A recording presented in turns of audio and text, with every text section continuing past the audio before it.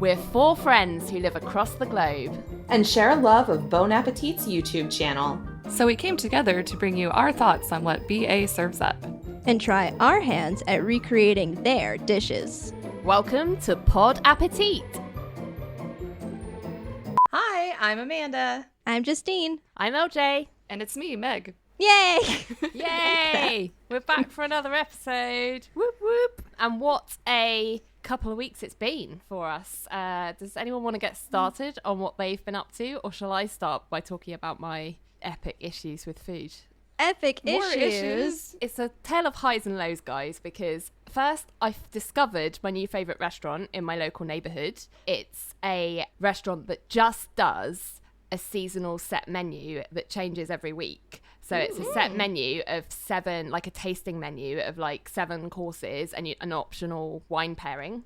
And they can adjust it based on dietary requirements if you give them a little bit of notice. But basically it changes every week, and they kind of ferment a lot of stuff on site. They cure a lot of their own meats on site. They forage for stuff. They grow stuff in their backyard. Like, it's so amazing and like exciting. The head chef used to work for a Michelin-starred restaurant nearby, and he left to go and start this place. So I discovered that, went out for dinner there, and then the following week I'd had dinner somewhere else and got food poisoning, and then basically couldn't eat anything for except rice and toast for until pretty much like the other day. So that's been my week. Are you feeling better now? I'm feeling much better. The weekend just passed. I felt up to going to the farmers market, because if you've seen on Instagram, I really am into the healthy-ish farmers market challenge. So I'm really trying to, now that I'm feeling better, tick off some of those recipes. I've already done the mint limeade, and this evening, just before recording, I did the cucumber and peach salad, which was really nice. So yeah, definitely getting back into the swing of things, but it was a rough 10 days. Yeah, I've made some foods that you've probably seen me share on the internet. I made a maple walnut ice cream with maple sauce, which was vegan, all vegan. So that was soaked cashews, is that right? Indeed. It's kind of magic, the vegan versions of things. Because you're like, how do they make it? And then you tell us that it's like, I don't know, alfalfa sprouts or something, and I'm like, how? Vegan wizardry. Yeah. I also made cauliflower parmesan over linguine, which was so funny because then on the internet, Bon Appétit was talking about making cauliflower parmesan, and I was just like, we're in the same brain space. You were ahead of the curve. Exactly. Yeah. I also made something that I like making a lot because it's super easy, which is just a chocolate avocado pudding. You sent me that picture, and I was just like, I want to eat that. It's good. It's good. It's yum. It tastes just like the snack packs. Ooh. Delicious. And then, in a joint effort with my roommate, she brought home a bunch of zucchini from a farm stand. So we pickled them. So we have refrigerator zucchini pickles. And I just had them with my tuna, quote unquote, my chickpea tuna. And super delish, they're dill pickles. And it's actually very similar to a recipe that Carla did with Ms. Cracker this year. Oh, Okay. Is that the one where they're wearing pickle outfits? Yes, they're wearing pickle costumes. I haven't watched it yet, but it keeps popping up as a suggestion for me. Yeah, and that's like a great way, like, if you're not doing canning, because canning is such like a process, it's easy. I recommend. I'll go next because I don't have a lot, but I did take my nephew out for his birthday on Sunday. He turned 11 last month, but as I'm still like dealing with surgery recovery, I'm having to like do things later. So we got to have our special day, and he chose to go to Raising Cane's Chicken Fingers for his birthday, which is not anything fancy, but he was super excited. And then we get there, and he like was eating his French fries, and I was like, "Are you going to eat your chicken?" And he goes, "No, I don't like chicken." And I was like, "You told me you wanted chicken fingers." And then he was like, "Ha ha ha!" Like he was like tricking me. Psych. Yep, those 11-year-olds. But the better thing that I took him to is Grater's, which is like an Ohio-based ice cream place. Oh, and wow. One of their seasonal flavors is peach ice cream, which Ooh. I adore. And it has like little tiny pieces of peaches in it. And I got a milkshake because I had to drive him home. So it was very like refreshing for summer and really, really nice. And then for an upcoming side dish episode, I've been trying to track down some ingredients. So I had to go to Amazon and order some juniper berries because no local grocery stores had any. So See if you can guess what Amanda's going to be making. yes, I'm just going to sprinkle that in. Hint, hint. You can hang on to those juniper berries and brew some of your own gin. Yeah. Yeah. What? When I told my husband I was looking for juniper berries, he was like, "Aren't those poison? Are you trying to poison me?" And I was like, juniper berries is what makes gin. And he was like, So "Are suspicious. you sure?" I'm like, yes. Oh, wow. Maybe he's been listening to too many true crime podcasts. Possibly.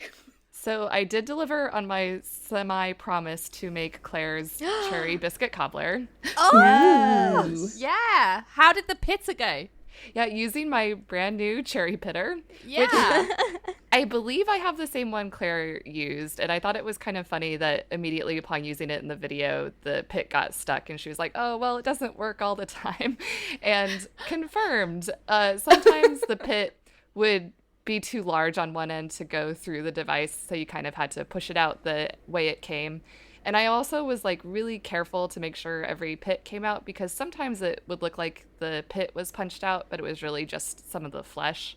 And after sampling one of my cherries that I just pitted and finding a pit in it, I was like, oh no, and got quite paranoid. But I was very careful from then on, and they all seemed to be pitted in the end, so that was good. And also, I don't know if this was just me or just my imagination, but if you look at cherries, they kind of have a sort of darker seam down one side and sort of a slight kind of like butt almost. And I found that if I pointed the seam outwards away from the device and just put the round part facing inward and punched it that way, it seemed to get the pit better. So like the pit was like coming out of the butt. Wow. No. Okay. Classy podcast. But it turned out great. Yeah, how did it taste? Oh yeah, it turned out great. The cherries were so good. Adding the lemon juice really enhanced that bright tartness. Yeah. I loved the filling. It was so good. And the biscuits were good too, although I did make the cobbler the day before. The recipe says that that's okay to do. So I made it the day before, and then I served it the next day at book club.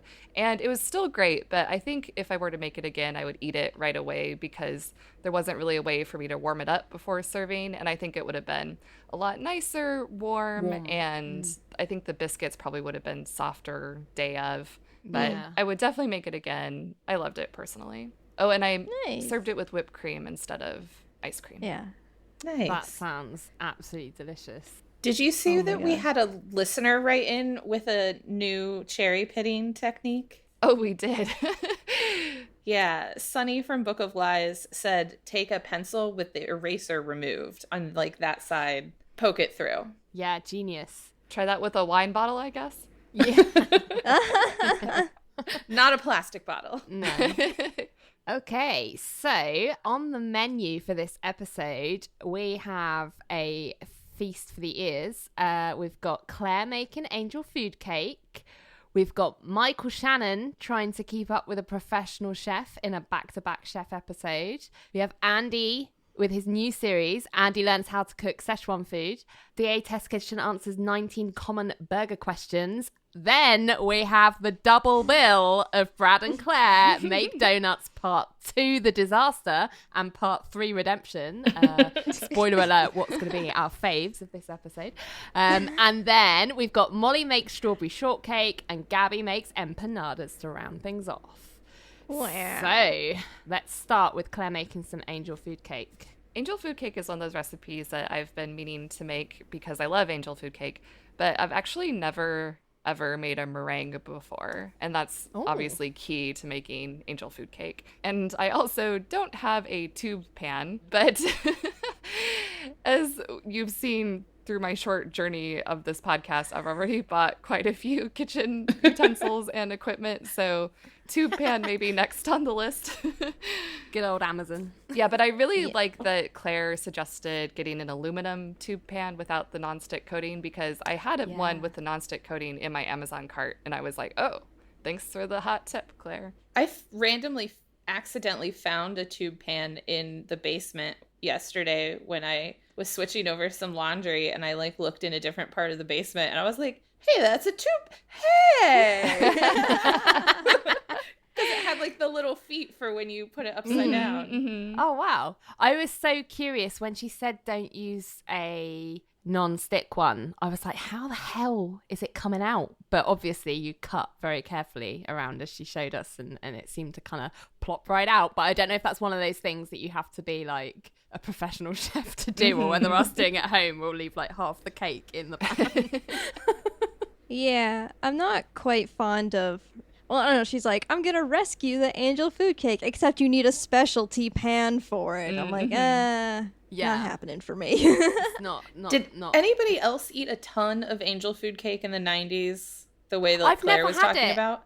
I've never had angel food cake? No, I don't think it was a craze or a food trend over here as much, because I've literally never heard of it before this episode. Also, I had a few other things that I found out, because cake flour, I was like, what the heck is that? We don't have it in the UK. It's actually banned. Like, it's illegal because what I found out it is, which you guys probably know, is it's really finely milled flour that has low protein, added protein in it. But somewhere in that process for making it, they add bleach, and that's not allowed in UK food safety standards, and in Europe as well. So it's completely banned. So I would have to kind of figure out an alternative flour, or what the best sub is for making it if I was going to make it. Interesting. Well, I think that you can, in a pinch, put regular flour in a food processor and grind it down finer. Yeah, I'm sure you can. I didn't realize they bleached cake flour. I know that they do bleach flour sometimes and sugars, but now I kind of want to toss my bag of cake flour in my cupboard. Or maybe check it at least. I liked seeing her make a meringue in her KitchenAid. I have made a meringue before, but I didn't have a KitchenAid when I made it, and I made it for a pavlova, so it was like a hard baked meringue. I did it with an electric hand whisk rather than the big KitchenAid stand mixer, so I'd be really interested now that I've got one of those to see how that works out. But 14 egg whites, that's like, what am I going to do with the yolks? Like, I can't just make a massive vat of custard. Like, I just don't know what I would do with that many yolks. They popped up with like 3 different recipes you could do with the egg yolks. I know, but they're all like stuff that I'm like, okay, well, maybe I'd make something with 3 egg yolks, but 14. Yeah. I also need to practice separating the whites from the yolks. I still don't quite have that technique down, and I end up messing up quite a lot. How do you do it? I know you're supposed to transfer it between the eggshells. Yeah. Oh no, I always end up splitting the yolk if I do it like that. So I use my hand to like as a sieve. That is a way to do it. Yeah, because I find I can be tend to gentler. do the hand method more often, but I still mess it up sometimes. I like how she also included a tip on cleaning the bowl. Yeah, I like that too. That was a good idea. I like that there was another wine bottle trick in this one. It's like Claire keeps offering all the wine bottle tricks. So many uses for that wine bottle. Claire's just life hacks right now. I also liked her tip about the batter, like not just pouring it all in at once, because that's exactly what I would do if I had that recipe. I'd just chuck it in the cake tin. Yeah, I think to me this all goes towards me liking seeing Claire explain a complicated dish, because there are like so many techniques, and this is where you can really see Claire's expertise. Like, I don't know, I really enjoyed that rather than see her do something simple or something silly. Like, really like show what her forte is of a complicated dish and being like, okay, I understand this, because she's breaking it down into all these like tips and tricks. Totally. And even though it is complicated, making a meringue is hard to get it to the right consistency. But as you said, with all the tips, it seems easier and more approachable, which encourages me to maybe try this someday. Yeah, see, I grew up eating a lot of angel food cake in the 90s because my grandmommy was like obsessed with it and served it at every single family thing. Because of what Claire said about how it was like, oh, there's sugar, but there's no fat. So that's the whole thing. But I don't know that I've ever had a homemade angel food cake. It was always like from like Big Bear or something. Like it was like she always got like the cheapest angel food cake from like the discount grocery store. And so this actually like made me want to eat it or try it more so, like not so much for the nostalgia, but like it kind of worked for me of like, let's show what it can be on its own without it just being that quote unquote low fat 90s dessert. Yeah, I don't know if I've had homemade either. I was really surprised at how pale it was, obviously not knowing what it was going to turn out like. I was like, oh wow, that's like real pale. It's like a ghost. It's like ghost cake. Ghost cake. like it barely gets any colour once it's been in the oven, I guess, because it's, I don't know, just not got the egg yolks in it to give it colour. But yeah, it looked good though. I would have some. Although no one in the test kitchen wanted to have it though. When she was offering it around, everyone was like, nah, not if I've got to be on camera. No thanks. None of the regulars were there. I feel like since they have Claire as like a freelancer, they book her at kind of the odd times, maybe like Saturday mornings or like other random days where most other people aren't there, because when the other people are there, they need them to do their like segments and shows. Yeah, that's true actually. I didn't think about that. Yeah. Yeah, unless it's like Gourmet Makes, because then that's like their most popular show. Yeah, and Gourmet Makes is a multi-day process. Yeah. All day, multi-day, all the time. I like how Claire points out how she enjoys pulling the pieces off the cake with her hands and eating it by hand. And she does that a lot with a few dishes. She did that in the cobbler video as well. And I just really related to that. I love eating things by hand if it's an option. I like the sort of, it adds to the experience, right? Having the texture, I guess, in your hand and in your mouth. I don't know. That sounded weird, but I'm just thinking of that Tina Fey sketch with the sheet cake. Meg just with angel food cake. Like, hashtag it me. Yeah. I was going to ask, because this is going to come up throughout some other videos. Has anybody here hand whipped cream? Yes. Yes, I have. I do make a lot of homemade whipped cream, but I just use my mixer. Yeah, I've made it, but with a hand mixer. I've only done it when there hasn't been a hand mixer. Okie doke. So next video, we had a celebrity back in the test kitchen for a back-to-back chef episode. So Carla, this time, was trying to teach Michael Shannon how to make Nashville chicken. I don't know if any of you guys are Michael Shannon fans. I certainly am. Amanda's probably got a lot to say about this, being the movie buff that she is. But I loved this episode. It was a delight. Amanda, what about you? I really like Michael Shannon. So I've met him in real life. Oh! Yes. In New York, it was like 11 years ago, but I had a friend who was working on a play that he was in. We went and saw it, and afterwards for, I don't know, like 10, 15 minutes, we like chatted with him, and he was super duper nice. And so every time he pops up on something, I get really excited because I'm like, he's an actually like genuinely nice person who took his time to like chat with a 22-year-old kid about like what she was doing and like what artistic things I did. So that's so nice. And I feel like that really came across in this episode, because it's funny because he's so known for playing like psychos in movies. I don't know. I don't really know him and his stuff, but I'm like, he acts like a serial killer. That's my vibe of him. Yeah, he gets typecast a lot, I think. But in this episode, I just thought he seemed really sweet. I love that his mum was there as well, who didn't want to be on camera. I thought it came across too, but I also at the same time felt like he was an alien doing his best to approximate human behavior. Yeah. There's one point where he samples the coleslaw and completely deadpan. He's just like, Yummy. This is what a human would say. I think it's because he has a really good sense of humor, so he knows what he's doing. Like when he picks up the knife and like goes to stab the chicken, like he's like hamming it up, I think, for the camera. Yeah. I also really like that he'd often like speed ahead of Carla without realizing, and she'd be like, so, you know, and now you cut off the next leg, and he's like, yeah, I'm done it. And she was like, you've cut off both legs? He's like, yeah, it's fine. Like, I'm done it. Yeah, for as much as he got ahead, he really only messed up the dredging by not leaving it in the buttermilk, but he seemed to do the rest pretty well. That was funny. I also liked it when he told the chicken to, like, when it was frying, he told it to, like, be quiet, and Carla thought that she was talking to him. But really he funny. Instantly was like, oh, I meant the chicken, not you. Yeah. Like, I think he knew, like, he didn't want to be mean to her. Yeah, it was cute. I'm imagining being Carla watching this episode and just seeing all the weird stuff he was doing unbeknownst to her while her back was turned, like the spoon on the nose. I loved that.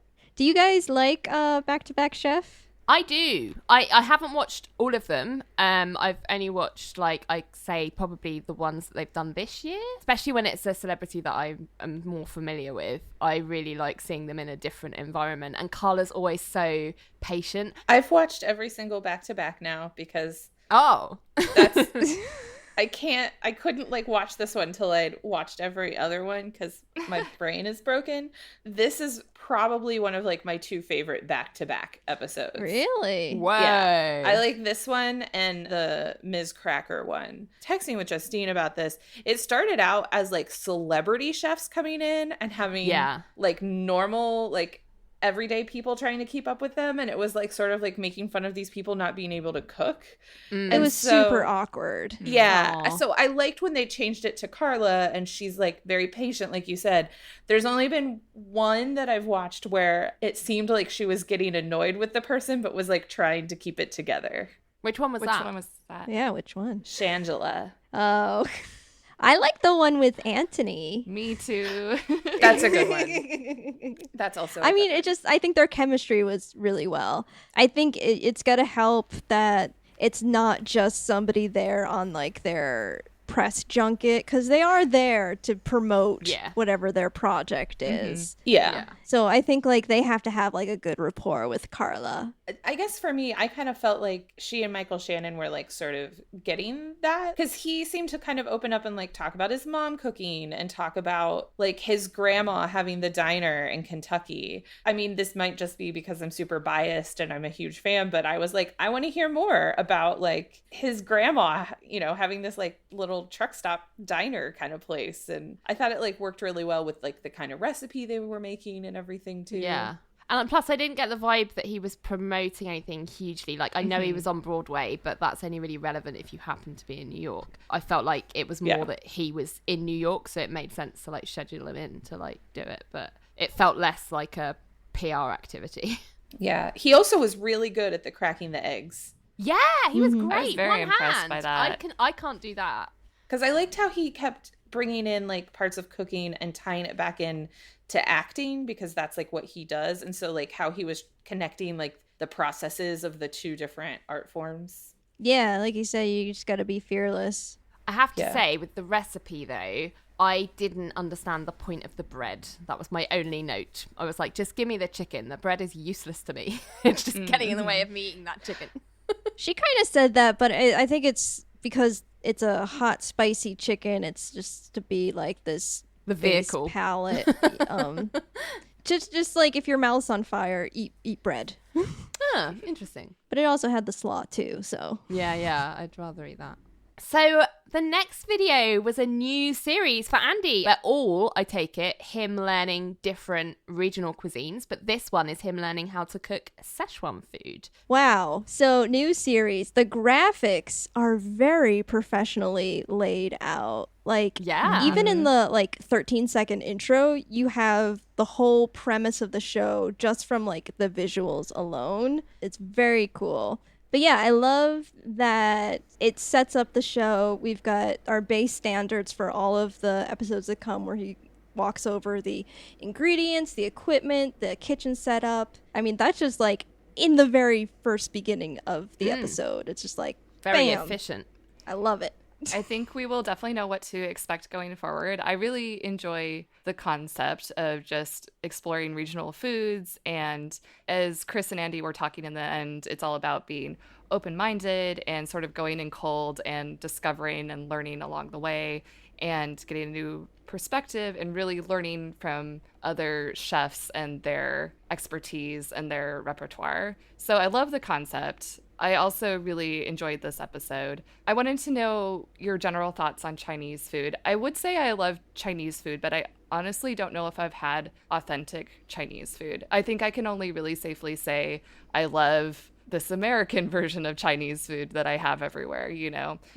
I'm like, Meg, you live in the Bay Area. I know. And I have been taken to certain places by some of my Chinese friends. So those were probably more authentic, but it still gets a little Americanized along the way, right? I can't say that I've ever had duck heads, for instance, or even that much offal. I've had a little bit Oh offal, my God, but... yeah. I wanted to point that out of like how they just totally glossed over that he was eating offal. Yeah, I was like, lung pieces of lung. Actually, I think technically he was eating stomach lining, but yeah, it was a lot. I love Chinese food, but I think I'm the same, as in I, for the most part, probably have the westernized version more often than not. There is a Chinatown in London, which would be probably the most authentic if you were going to go for authentic. And I have been to restaurants there, but I don't do that very often. I more often just get like whatever the local takeout is, and it's very, very westernized. Yeah, I guess caveat to what I just said, I have eaten in San Francisco's Chinatown, so maybe that was authentic, and I did like it. I've eaten in San Francisco's Chinatown. It's great. I love it. The thing I enjoyed the most about this video is, and this, what I hope will come from the series as a whole, is I think Andy is so enthusiastic and eager to learn, and that really just came across. Like, he was so excited to learn all the different theory and stuff. When he was talking to Liz Mo at the beginning, she obviously had an awful lot of knowledge, and he was just so keen to learn, and I found that super interesting, like the 3 pillars of Chinese food that I had no idea about. Well, it's specifically from the Sichuan district. Yes, that's right. Yeah, you're right. So I also have mostly eaten westernized Chinese food. I have had some authentic Chinese food because my mom's husband, his family is Cantonese. I've had some more traditional Cantonese dishes, and they're very different from these Sichuan. You're right. And I was really interested in this because I love spicy food. And so all of this, like having so much like spice and kick, I was really interested by it, and I'm like, next time I'm in New York City, I'd love to try to go to that restaurant and like try some of this stuff, because it seemed really interesting to me. Yeah. But I was really, as they were talking through it, as they were making it, and I was seeing it being made, although I was a little kind of put off by some of the ingredients, like the duck head and the lung pieces and all that stuff, I was intrigued. I'd probably try, to be honest, I would probably try it if it was, if I had done what Andy had done and see it be made, because I like to try anything once. I don't know if I'd necessarily go back to repeat order some of those things, but stuff like the pork and the eggplant, I was like, this looks amazing, so good. And then to see Andy recreate it back in the test kitchen, I thought that was a really interesting spin on it, because obviously you have to make some modifications in a home kitchen, because like the heat that they have under that wok, there's no way you'd get that at home. Like, it was insane. So it was just interesting to see how he could adapt what he'd learned in a home kind of setting. So I'm really interested for future episodes. It made me feel like he's feeling like how I feel when I make the BA recipes. Like, I'm learning how to think about food differently. Yeah. That's a really good point, because you saw, like, Andy's a really competent professional chef, but he was struggling with using a cleaver versus a knife, which I just thought was so interesting to see him on the back foot, which we don't get to see very often, like the professionals like not understanding what they're doing. And so I loved seeing that. I also loved his expression when he saw the guy sharpening his cleaver on the back of the plate. No, that and was I just love it that Bon Appétit nurtures their chefs to keep learning and to keep integrating new techniques and new things, because it makes them better as chefs and create better recipes for their magazine, you know. Yeah. I think it'll be really interesting to see the recipes that Andy creates after he's been doing this series for a while and see how his experiences have informed his own take on his personal cuisine. Yeah. I also really like that Chris was giving him a pep talk at the end to say that it was nice what he'd made, and because he was kind of a bit down on it. He was like, "It's not quite the same," and but Chris was like, "No, I think it's good. I think you did a really good job." Oh, yeah. Good old Chris. Yeah. Chris's cleaver skills also seemed a little bit better than Andy's cleaver skills when he like handed the cleaver over to Chris to chop. Yeah, I really liked that cleaver. I want one. I think it would be better than my kitchen knife. So now we're moving on to another BA test kitchen answers. It's another one of those videos in the series where they get the test kitchen guys in pairs to answer audience questions. And this time it was all about burgers. I think that they're going to do making perfect burgers. That's I want them to. That was my thought too. I have a feeling that they recorded this episode mid making a perfect burger. I feel like they were all in the burger headspace and having contentious opinions about what makes a perfect burger. And they're like, let's film this while we're at it. Do you think they're going to change up Make It Perfect now that Claire's not working there? She's freelance, to have like, I don't know, Priya in it as well. She was freelance during the pizza one. Was she? Yeah. When did she go freelance? Last fall. I think they might include Rick in the next iteration. I'm trying to like stalk the, sometimes they do their Instagram stories. Yeah. I would love it if they included more of them, because I'm like really warming to some of the more peripheral, I want to say characters, but they're not. They're like actual humans. Yeah. I really love Brad and Priya together. Yeah, I really like them together. They're kind of like the cool brother and sister. Do you know what I mean? Like the older brother and sister. Because like when Brad was reading out that one about the flat baps and the, what was it? It was like the big fat burgers and the small patties. And Priya was just like absolutely wetting herself next to him. Like couldn't keep a straight face. Yeah, they couldn't even with that particular question. No.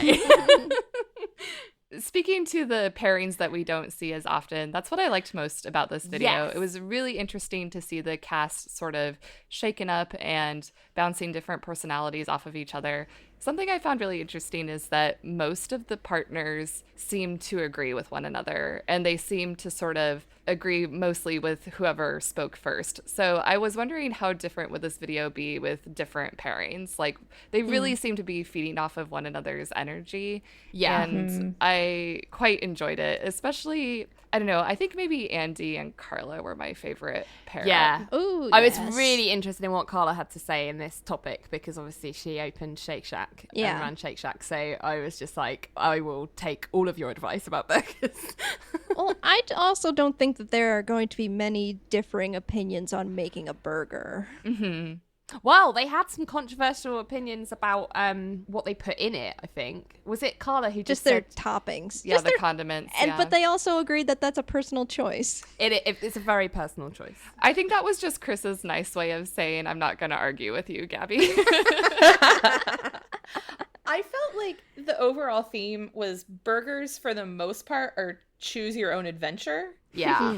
They are. Like, there were some definite things, like, everybody agreed the fat ratio was, like, 20-80. Or 75-25, but you can't get it. If you can find that. I'm like, okay, fancy people. I don't know where to do that. But, like, shrug. A couple things, like don't put things inside the burger. Like, there were a few things like that there were, like, some general, like, consensus on, but everything else was sort of like, it's whatever you like about it. The one thing that I liked that they pointed out, was it Molly who said never give a burger an opportunity to sog out? And I was like, yeah, this is my major bugbear. I love burgers and I love burgers and fries, but I hate it when you get them on like Uber Eats or something, because burgers do not travel well. And by the time I get them, they are just like mush, and it's just not as good as it would be. Like a burger you have to eat straight away as soon as someone plates it up. You cannot wait around with that shit. So I think takeaway burgers that get delivered to you, that practice is like an offense to the art of burgers and needs to stop. I did write, are soggy buns related to soggy bottoms? As in they're both not wanted. Not wanted. They make professionals sad. Yeah, they make me sad. I'm not a professional. So any opinions on grilled versus fried patties? I say that I like grilled. I like the sort of smoky, charred flavor, but I also never really personally grill myself. So if I'm making a burger, more often than not, I'm going to fry it. So I like fried too. I think it was Brad who mentioned you get a sort of crispy outside when you fry it, and that is quite nice. Brad also mentioned that like steam method where you like put some water in after you flip it and cover it with a lid. That is actually the perfect way to make your veggie burgers juicier. Ooh, good tip. Pro tip. Have you made Chris's veggie burger, Justine? No. You should. For me, I always think like burgers are a big hassle because you have to buy like all the ingredients for like the buns and the toppings, and it's a lot of commitment. And then like you have like how many of them, and then, so it's like, oh gosh, it's a big commitment for one person. I'm sorry. That's true. Next time you have like people over, make burgers. Yeah. Definitely. Just don't add any red Leicester. Yeah. Oh my God, I love that shade. It's like, I know, I loved that callback. I feel like the more that we watch all of these videos, there's going to be this even bigger Bon Appetit lore. It's like its own cinematic universe with all these callbacks and everything. it is. Yeah, speaking of, for like a hot minute, I'm like, what the heck's a smash burger? And then I remembered the supplemental viewing of Carla Makes Smash Burgers that you could also watch, and she explains how to make that. And I'm like, oh yeah, I know everything now. I think it was Andy who said adjust for shrinkage. And I can't hear the term shrinkage without instantly thinking of Seinfeld. Yeah. I think Seinfeld has ruined that word for everyone, yes. As soon as he said shrinkage, I was like giggling like a 12-year-old. I was also really proud of myself throughout this video because if I anticipated their answer, I was like 80-20. Yes. Quite proud of myself. Oh, you. Get out of here with that 90-10. And I also really like that Emil and I are sauce brethren. He likes special sauce on a burger, as do I. Special sauce, special boy. I loved that. Special sauce, special boy. Well, I think we're all just excited about the main event of this episode, which is the fact that we get to discuss 2 Brad and Claire videos. Finally, they dropped part 2 and part 3. We didn't even know we were getting a part 3. So part 2, the disaster. It's a disaster, Claire. Throws donut to the floor. Since they dropped this last week, I have watched this about 12 times because it makes me laugh so much. It is just like the perfect sitcom. It's just so funny. Just the fact that Claire doesn't even arrive until 6 minutes in. Time to make the donuts, Claire. The little thing kept popping up like, click here for where Claire arrives. And I was like, who would skip this comedy gold? I think if you skip it, you certainly shouldn't be listening to this podcast. And you probably shouldn't be watching it. I also thought the editing was amazing in this episode, which I'm sure Justine's got thoughts on. It's good. You guys understand. It's their typical editing. There wasn't anything special. There was some good parallel editing where Brad was telling 2 stories at once. That was, I think, the highlight technique for this episode. That was fun. That was the bit that I thought, I was like, I wouldn't even think to do that, but it just like Brad having 2 conversations with himself cut together. That was really clever. I like how he's kind of slowly losing his mind as he's waiting for Claire. He just gets punchier and punchier. I really hope that Bon Appetit comes out with some Donut King merchandise. I would love to have a Rat King on a pile of donuts on a t-shirt or something. Ooh. Well, if they're doing that, they have to bring out Toby Goofy merchandise because my god, the real MVP of this episode. I was like, Toby Goofy, I forgot about you. I love that apparently Hunzi had pictures on his phone that he was just ready to share with everyone. I believe that was his phone. I think he probably just has a special Toby Goofy folder that he just brings out. There were so many great It's Alive graphics and side commentary and editorials. I loved the Shark Brad graphic of Brad Or He's a Shark shark. Brad with the beanie and the apron and the beer, which I guess are all the signifiers you need to make something Brad. He was saying that he couldn't stay still for too long or else he would die, like a shark sinking to the bottom of the ocean. I also love the Bradometer, which went from who's better than us to spinning dowels to waterlogged to dissociating to cut the camera. It was so good. So good. My favorite was actually the Chris Morocco spoon graphic. Oh, that was wonderful. That was really funny. Spoon, more spoons, more spoons. Spoon. Which, listeners, bonus, if you didn't know, that's why we have a spoon on our logo. Yeah. I also enjoyed Emil in this episode because he was wearing a neck scarf. Emil, best dressed. Absolutely. And I also loved when they did the walk and talk shot and it said it was directed by Aaron Sorkin. Yes. Yeah, that Straight was after great. that. I really loved that. It was so funny. I put a bunch of exclamation points on that note. And it was just, because if you don't know, you're not going to get it. But if you know the Aaron Sorkin walk and talk, it's just like, I laughed so hard. If you know, you know. Well, and I was watching it in bed and my husband was asleep and I started giggling really loud and I was afraid I was going to wake him up. And he was like, did you say something? And I was like, nope, go back to bed.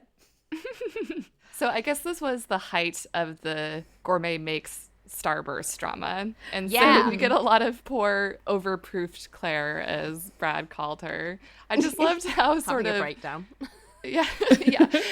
What he said, she's having a good time, and the editorial said a good time equals a breakdown. Yeah. So poor, exhausted Claire, and she also just keeps repeating, it's a tunnel. It's a tunnel, and At the she's end. in a literal tunnel of despair, the poor woman. At that point, she can't even stand up. She's just wheeling around on a chair in and out of shot. She won't even get out of the chair. Well, at that point, they had all cracked. Like, Brad was literally defining what yesterday means to people. The day before today. And who was texting Brad? Oh, God. That was, I didn't even notice that the first time I watched it. And it wasn't until I was, I think the second or third time I was watching it. And I looked through the comments in the video and I was like, oh, I didn't even notice that. I was too busy laughing at everything else. I would rather they'd kept that out, to be honest. I was like, if you're not going to It show us, seems verging then... on too personal, for sure. Yeah. But also, if they're just going to blank the conversation, like, there's no point in showing us. Yeah, it's just very drama. Yeah. Yeah, because at the start, he, like, gives a big shout out to his wife, Peggy. And then... Thanks, babe. At which I was like, swoon. And then it's like, oh, does she text you a lot? And then I was like, is Claire talking about his wife? Is Claire talking about a stalker? Like, what's happening? That's when I think this stuff it has the danger of crossing the line, because it's like, as much as we love the sitcom nature of it, like, they are real humans. Like, that's Yeah. Yeah, and I liked him, like, shouting out his wife of, like, I came in early and so she took care of the kids. Thanks, babe. Like, I like that. But yeah, the drama stuff, I was just like, there's no need for that. That was the only thing that felt a little off in this episode. Yeah, that was a shame. Speaking of the sitcom nature, I would definitely watch a spinoff in which Brad teaches Claire how to drive a stick shift. 100%. I would definitely be on board for that. Absolutely. That sounds so stressful. My big question that I had for all of us, because it seemed to be the most controversial thing in this episode, where do we stand on sprinkles? Well, I'm a fan for the same reasons as Claire. It looks pretty. like I am once sprinkles. again Team Claire. Yeah, I'll take whatever my friend Claire suggests. I just thought it was so funny the way Brad was just ignoring her by the end when she was like, sprinkles? And he's like, yeah, sure, on yours. Like, or just not listening. Well, and she sent him to look for him. And he's like, oh, darn, they're all gone. Guess we can't use them. Yeah, I'm also pro sprinkle. My grandparents on my dad's side had a whole shelf just full of sprinkles that we could pick from when I was a kid. So I'm like, how can you be nice. anti-sprinkle? You can do a custom blend like she wanted to. Yeah. Which we never saw. I was so sad about that. Well, are we ready to move on to episode 3? Part 3, Redemption, on that note? Because, yeah, in Redemption, which was a very different vibe to the craziness. It's a much better vibe. Yeah. Healthier vibe. As much as I love the fact that they showed us part 2, because to be honest, they could have just cut that whole episode out and we would have never seen it and it would have been fine. I'm so pleased we had it because it was hilarious. But part 3, Redemption, it was wonderful to see that they actually completed the task and got there. Yeah, what they did with this donut series was a complete 3-act structure. Yeah, right? Yeah. It was. Yeah, we definitely needed the resolution episode. I was so happy to see how happy they were. Just every single donut was such a triumph to them. Yeah. And I love how they were both marveling over how beautiful and golden they looked. And I especially loved Claire Saffit's donut golem obsessing over the rings of the donuts. One ring. It was so nice to see them succeed. Like, it was just that much sweeter having seen what they went through. I loved it. Dude, I love donuts. I love donuts. Donuts are my favorite. I know I put like, I love cupcakes everywhere in like my social media profiles, but actually my one true love is donuts. But getting vegan donuts is a lot harder. Sometimes they have them at Whole Foods, like maybe like 1 out of 7 chances you can find vegan donuts at a Whole Foods, but you usually have to go to a specialty place, which one just opened near me in my hood. So guess who's getting vegan donuts? That's so good. So what is everyone's go-to donut or donuts if you go into a donut shop? I am partial to a filled donut, so like a jam or a chocolate or a custard filled donut, but I do love ring donuts as well. And if I'm going for a ring one, I usually go for like anything that's like a salted caramel type vibe that would like draw me to it immediately. But I also like just like cinnamon sugar, plain, like simple as well. It depends what mood I'm in. I think my top 3 are just regular glazed. I also really like pink frosting. Doesn't really matter what flavor it is, but pink frosting with rainbow sprinkles and a maple long john. And once again, Team Claire, I think that raised is always better than cake donuts. I love yeast raised donuts. Yeah, I agree with that. Chocolate covered cream filled is probably my go-to. Ooh, yeah. But I also really like honey crullers. I don't really know the distinguishing difference between a yeast donut and a cake donut, and before like this came into my life, didn't know that there was such things. I thought there was just donuts. No. The raised is the fluffy ring donut, and the cake is usually a lot denser and heavier. I would say the biggest difference, if you want to tell the difference, is the texture. So light and fluffy versus dense and cakey and crummy. Yeah. Like with crumbs. Yeah. They both are delicious to me. Justine's like, I do not discriminate. All of the above. I went to a really cool donut place. I think it was Silver Lake Donuts with the last Lady Pod Squad meetup in LA. And it had all like emo names, like emo band name for donuts. Ah, and cool. I got the green Tegan and Sarah green tea donut. It was great. Shout out. So yeah, I'll eat whatever. Give me. So Justine, would you say that the graphic of Chris like being in donut heaven, is that you in a donut shop? Yes. Like donuts are such a treat to me since they're so rare in my life that it is magical experience eating a donut. Yes. Vegan problems. Remind me of Chris being like, it burns in a good way. Like, you cannot wait to eat it. It just has to eat it straight away because it's too much to wait. So funny. He just stole it too. Like Brad's like, no, and he's just like, yoink. Grabbed and ran. What did you guys think of the toppings that they developed for their donuts? Like we said, I really wish that we'd had sprinkles. I would have loved if they just put some on top of those chocolate ones. Yeah, just a little. Chocolate looks good. I love maple, so that maple one sounded right up my alley. And I would try a bit of steak in between a couple pieces of donut. I was going to ask that. I was like, do you know what? I'd go there because that dough, like I imagine plain, it's just brioche dough that's been fried, so it's going to taste amazing with steak. Yeah, like I said, I'm so used to going to like specialty donut places like Voodoo Donuts that like put Oreos on them, you know, And I'm just like, what? These are so simple and plain, but I'm sure they're delicious. I do like crazy toppings like voodoo donuts, but classic and simple is probably best. Just really highlight that nice little donut. I did like the sound of the honey with the apple cider vinegar, though. I thought that sounded really interesting. Yeah, I'd try that. Anything with apple cider vinegar, I'd probably try. Yeah, apple cider donuts are great. As a production note, I noticed that this episode was filmed on June 4th. Where did you find that? 2 months ago.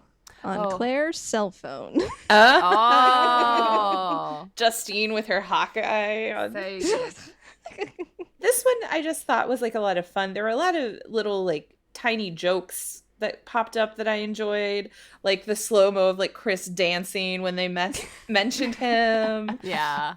What's the vanilla bean situation? So funny. The telling jokes at a frequency only dads can hear. Like, Yeah. That was great. And this last one was only like a 16-minute video, right? So yeah. Part 2 was much longer than part 3. That was pretty funny. Yeah. I think you needed part 2 to like appreciate how like gratifying part 3 was.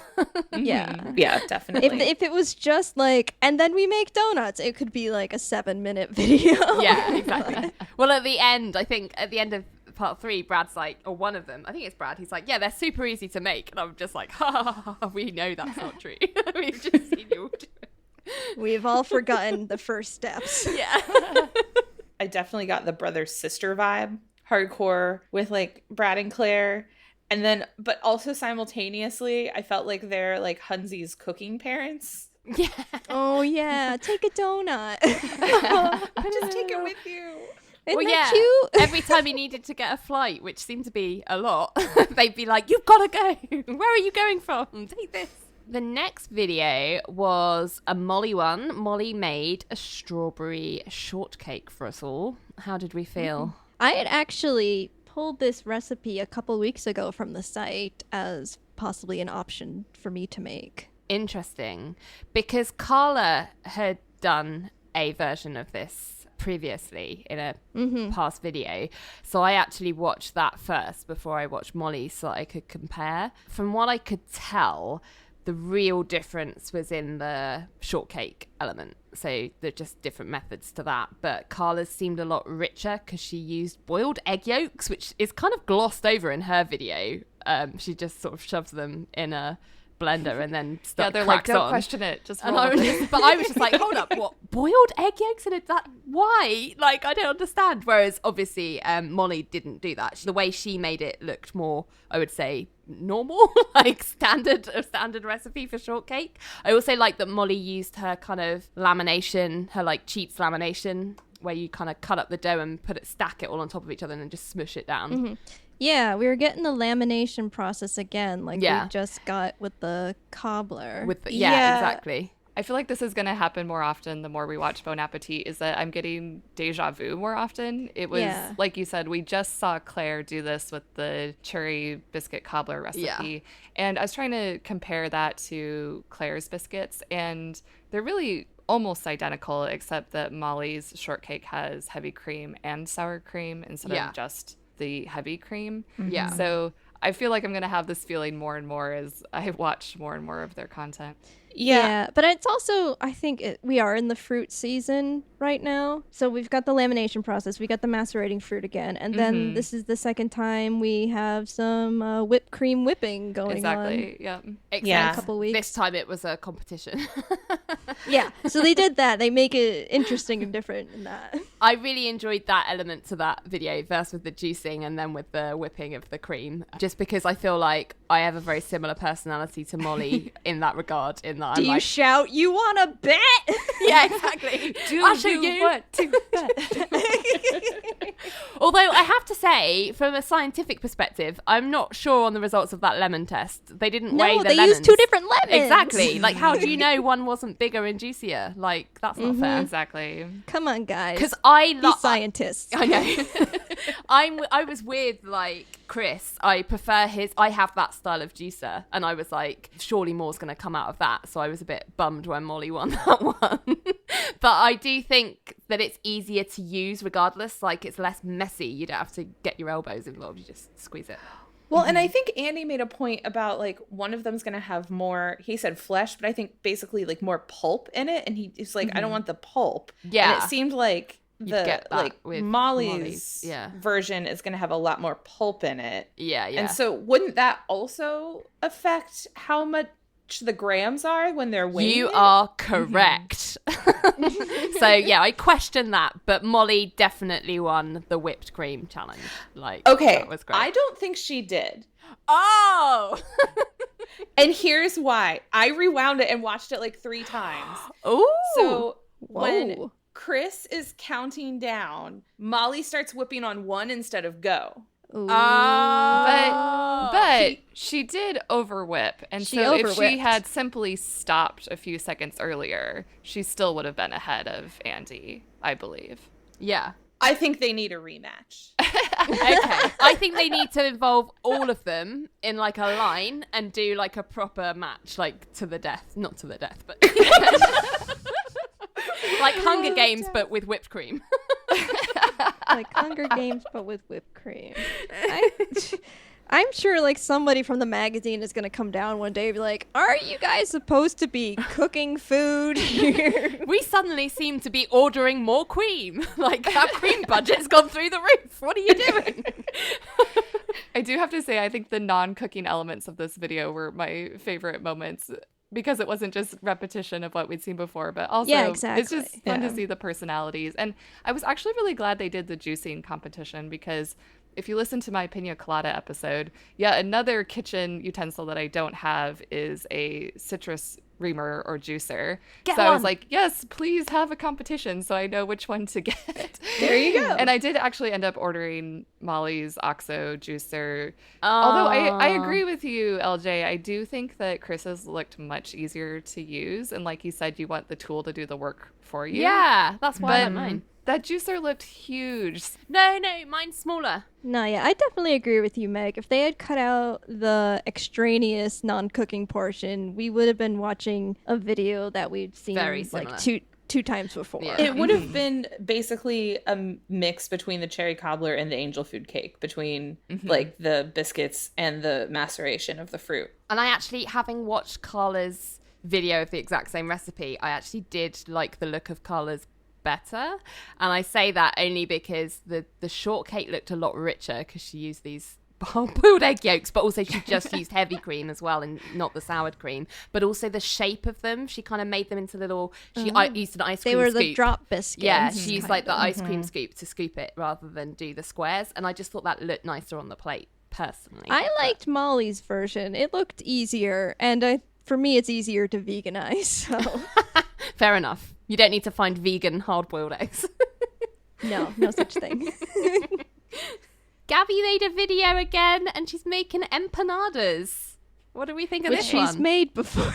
I know but didn't she make it? She made it with Brad, right? Before she made it with Brad, but then this time she's actually showing making the dough, which is I think the real highlight of this episode. Yeah, I enjoyed that as well. I like Gaby a lot, and I like seeing her on screen. And I know from the episode she did with Brad, she talked a lot about the fact that she used to sell empanadas, like she used to be a street food seller, so I really enjoyed hearing more about her expertise on empanadas and her background with them and how Argentina does it and all of that kind of stuff. I love that. I like that she shouted out right at the top, to the vegans, if you want to make this, use olive oil instead. I was like, you got me, girl. Yeah, I love that. I've actually got a note that's like, vegan shout out, yay. I have that note also. Yeah, it's good. And we got a Brad cameo as well. Yeah. With his panda bear shirt, which was I want that panda shirt.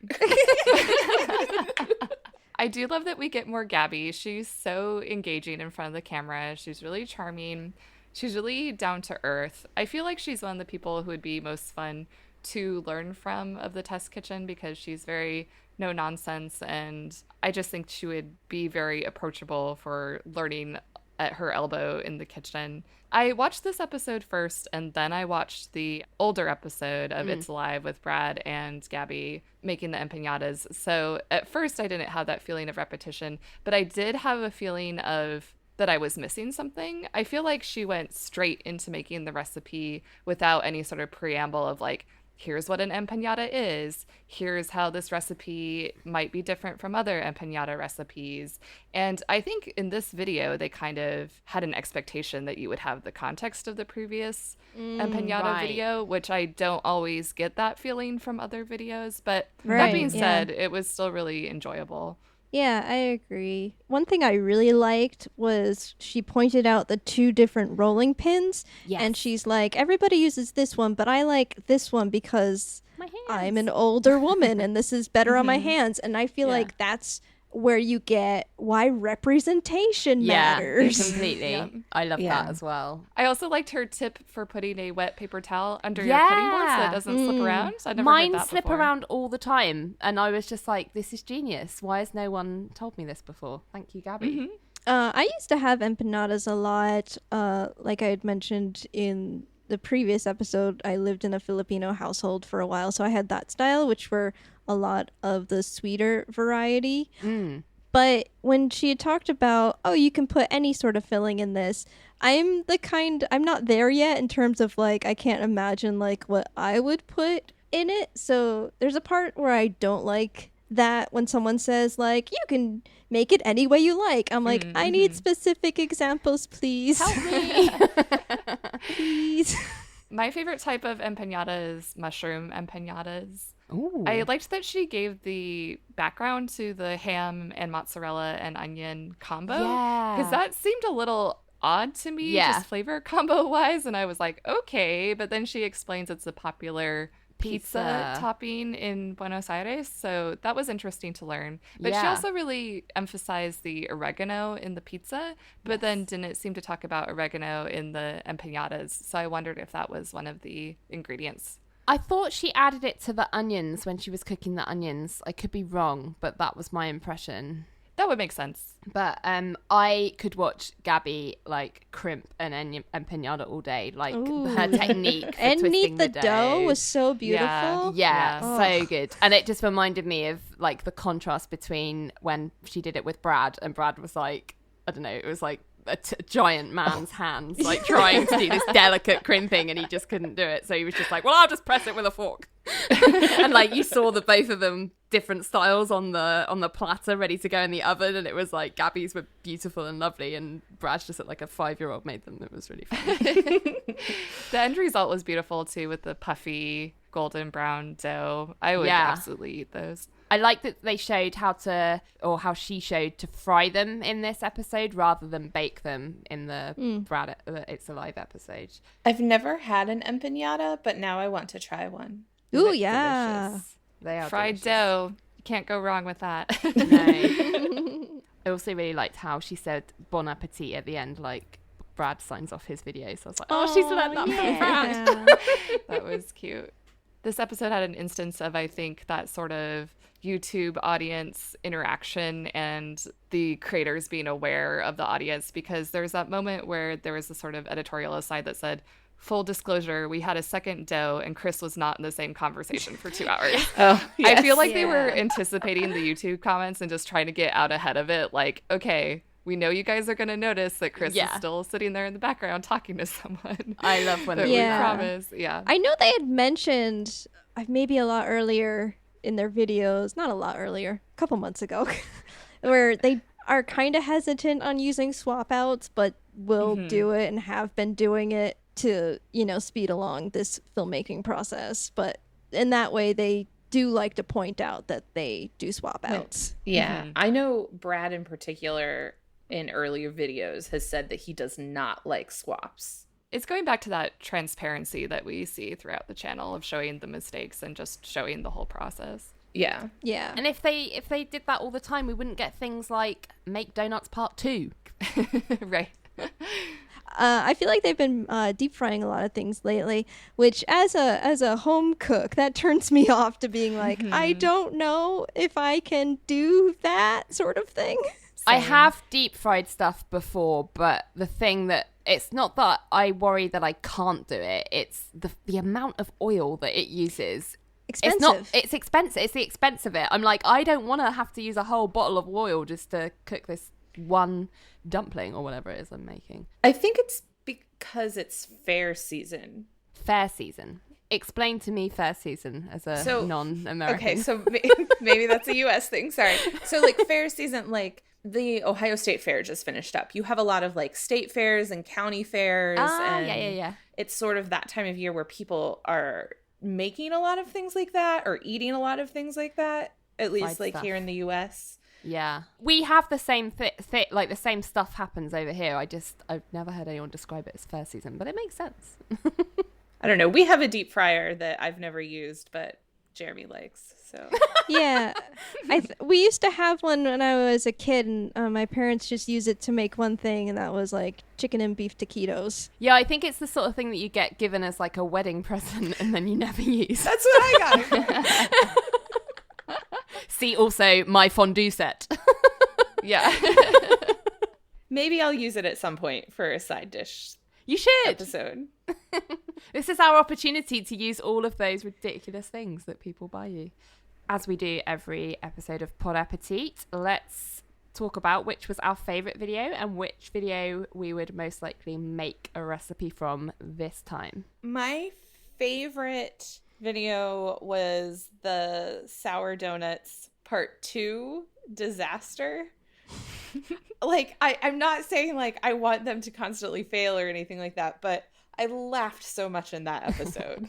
It was just like, particularly the beginning where it was just like seeing Brad go a little crazy because he had to wait for Claire. It was just like so funny. So that was my favorite. And then what to make? I was surprised that I chose this one, but I honestly would kind of want to make the fried chicken from the back-to-back episode with Michael Shannon. Ooh. Oh, that's a left field choice. Yeah, like I don't know, it looked really good. I really, like I said, I really like spicy food, so I was really intrigued by the way like they used oil to be part of like the spice on it, the same way like they use pasta water a lot of the time. So like all of that I found really interesting as far as the recipe side of it went. You know, it doesn't come with Michael Shannon, right? Yes, I am aware. Okay, just checking before you put all your eggs in that basket. Okay, my favorite episode would be Brad and Claire making donuts part 3 because I like when there's an end product. I think it makes me feel better. I like the positive vibes more. Everybody's like less stressed. It just eases my anxiety. Everything is going well. It's great. And then there's yummy food at the end, you know? Yeah, it makes me feel good, and I love donuts. And then Chris does his donut dance. It had everything that Justine loves in it. Yeah. I am not saying that I would make donuts as per this recipe because of the whole like deep frying sort of situation.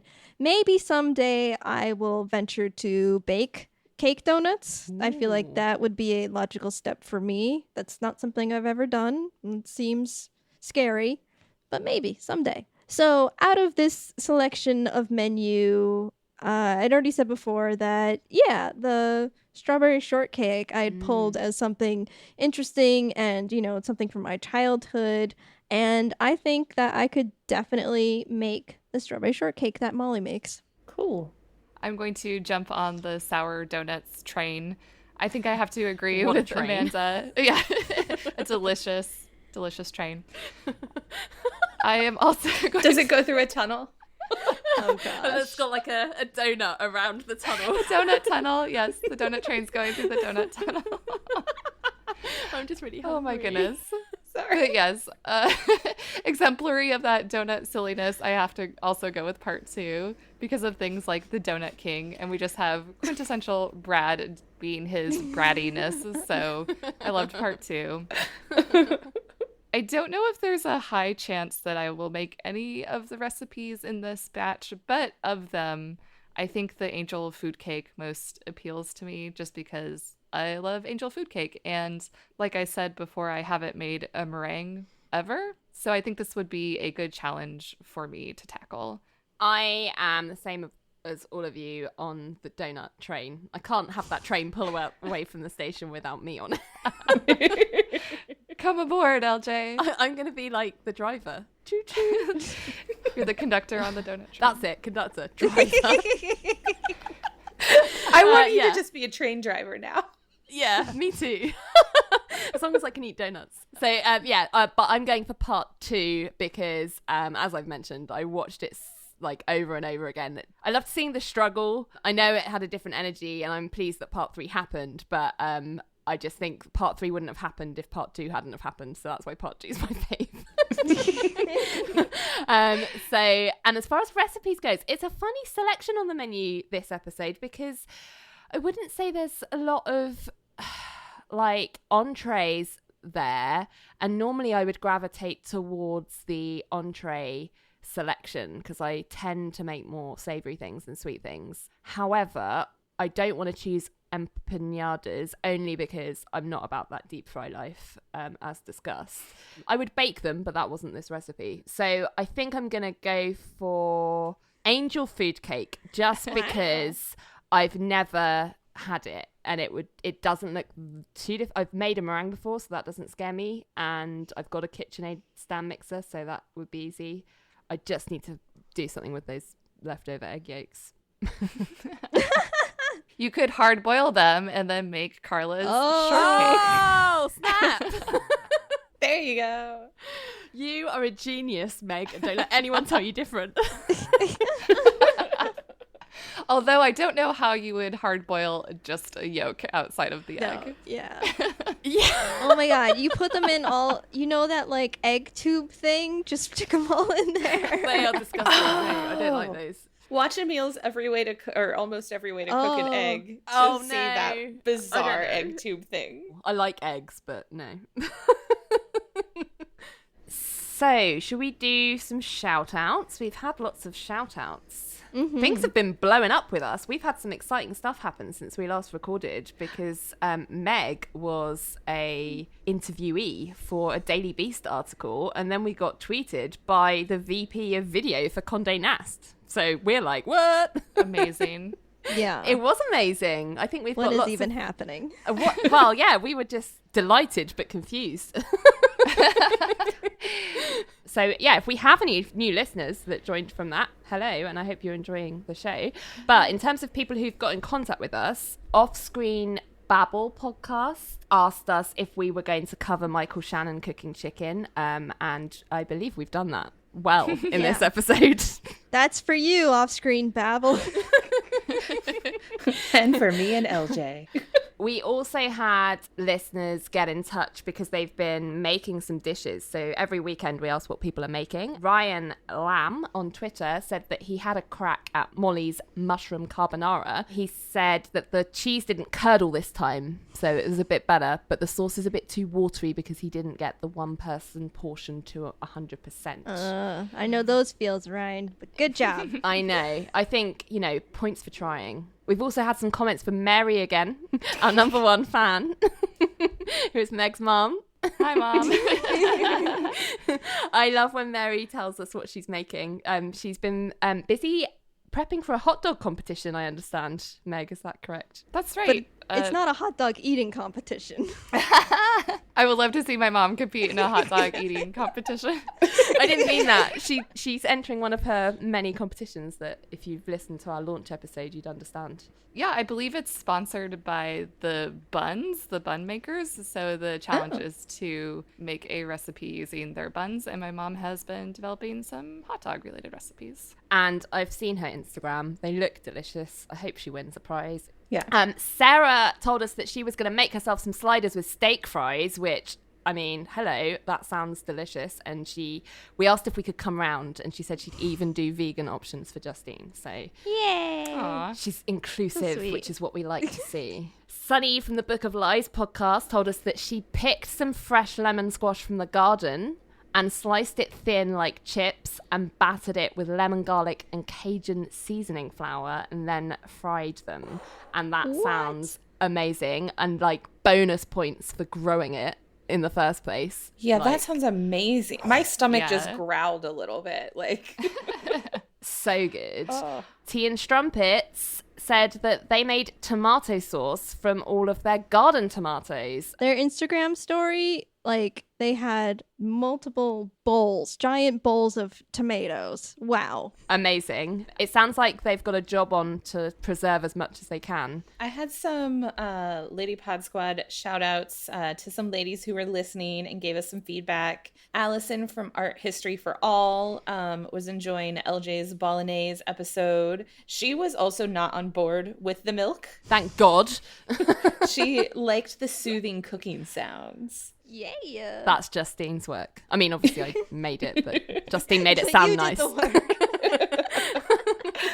Mandy K from Pop Culturally Deprived also listened to the Bolognese episode, and she said that she really liked the commentary that you gave about the BA video at the beginning, LJ. Yeah, I like it when we do that as well. It seems to work quite well. Jaslyn from Up in 10 Club, she was on vacation, so she was playing some catch up and listened to a few episodes. She enjoyed your Bolognese crisis. And then after listening to Meg make some pina coladas, she wanted to day drink. Yeah, I approve. I wanted to do that too. And Jaslyn even made a Jazz Appetit video. She did. We've got our first fan video. So Jasmine came over to the UK for the first time a couple of weeks ago, and I met up with her, which was amazing. It was the first time I met her in real life. So she gave me as a present, because I'd mentioned it, a jar of New Zealand Marmite, because I'd never had it before, and she said that she'd managed to steal like a single serving packet of British Marmite that she was going to take home to New Zealand and try at home. So to say thank you, I videoed me trying the New Zealand Marmite for the first time and just sent it to her on WhatsApp, just thinking it was for her. Like, honestly, I was like in my pajamas, like no makeup. Next thing I know, she's used that footage and cut it against her, recording her trying the British Marmite. So it's like a, you know, side-by-side comparison of whose Marmite is the best. But then that spawned Meg getting on board the Marmite train. Meg made her own video. The less said about that, the better, probably. Except that Meg has amazing coordination skills and matched her nails to like the Marmite and it was beautiful. Everything was yellow and gorgeous. Yellow all the way down. Yes. I'm better at coordinating than at preparing Marmite toast, apparently. Everyone's been eating Marmite. The last few listening shout outs I had, Liz from Nerdy Bitches said that we have Voltron-esque awesomeness. I think because it's all of us combining. I'd never watched Voltron. I'm sorry. Erica from Les Represent was listening to us instead of editing. Woo! And Heidi from Vibrant Visionaries said thanks for the shout out in the last episode. She was trying to call us Pod Appetistas was the proper pronunciation. I like that. Pod Appetistas. We also have a iTunes review from Mandy K. Would you like to hear it? Yeah. Yes. Thanks, Mandy. It's a 5-star review called Food, Fun, and Friendship. She writes in, I only discovered Bon Appétit's YouTube videos a few months ago, and I had no idea I needed a podcast about them until these 4 wonderful ladies started one. My love of food and podcasts all in one place? Sign me up. This is a recap podcast, but it's so much more than that. It's a wonderful conversation, amazing recipes, and just great fun. I can't wait for more. Thank you, Mandy. Aw, that's so thanks. sweet. Yeah, Thank that's you. so sweet. It's about the friends we made along the way. Oh.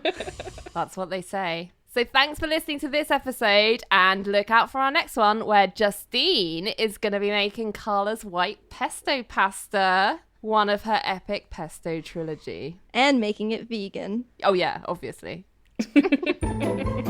Thanks for listening to Pod Appétit, a Bon Appétit fancast. We'd love to hear from you, so find us on Twitter, Instagram, and Pinterest at pod_appétit. And on Facebook at Pod Appétit Podcast. You can also email us at podappetitpodcast@gmail.com and find all of our episodes on our website, podappetitpodcast.com. Until next time, the test kitchen is closed. Hello there. I'm Erica, your host of the Les Represent podcast. We talk to female-identifying women from all walks and paths of life. We talk about anything. Their experiences, their stories, their projects, their favorite food, even their pets' names. Anything. And what do we all have in common, you ask? Well, we're all queer. And in the world when the media, society, and even our parents are telling us who we are and how to identify, sometimes we just need to speak for ourselves. So sit back, grab a snack, and listen to our conversations. Get to know someone. You might find, regardless of country, generation, or orientation, you might have more in common than you think. Oh, and sometimes my co-host will chime in with something to say. You can find our podcast on iTunes, Stitcher, and Spotify.